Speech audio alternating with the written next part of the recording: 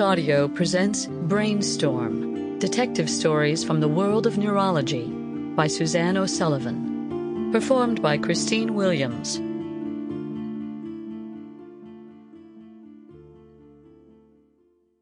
For Aisling Kellam and E.H. The possession of knowledge does not kill the sense of wonder and mystery. There is always more mystery. Anais Nin. Introduction. The brain is a world consisting of a number of unexplored continents and great stretches of unknown territory. Santiago Ramón y Cajal, 1852 to 1934, pathologist and neuroanatomist. There were 3 doctors working at the clinic with over 50 patients to be seen. I was the most junior doctor. John, the senior registrar, was in a room next to mine. He was a few years ahead of me in training. Experience counts for a great deal as a doctor, so his knowledge was far greater than mine. The 3rd doctor was the consultant for whom we both worked.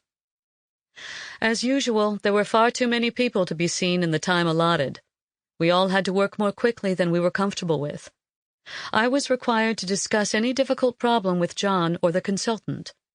It was a time in my career when I thought that a good doctor was one who worked quickly and wasn't a nuisance to their senior colleagues. I avoided asking for help if at all possible. The patient's notes were piled high on a trolley outside the consultant's room. They were visible to all the anxiously waiting people. Everybody turned to look as I took a set off the top of the pile and brought them into my office to read. They contained only a few pages. I was relieved. A thick file meant years of history to understand and a chronic problem that might not be solvable. So many neurological conditions are incurable and very challenging to treat.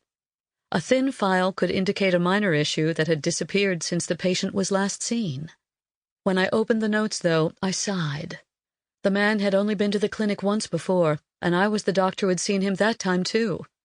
The tests I had ordered then came back as normal, which meant I hadn't found the source of the problem. I would have preferred one of the other doctors to see him this time. Maybe they would notice what I had missed. My letter recording our conversation said that he had odd sensations in his right arm. I had examined him and found nothing amiss.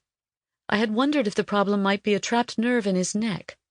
I ordered electrical tests to examine the integrity of the nerve. Sample complete. Ready to continue?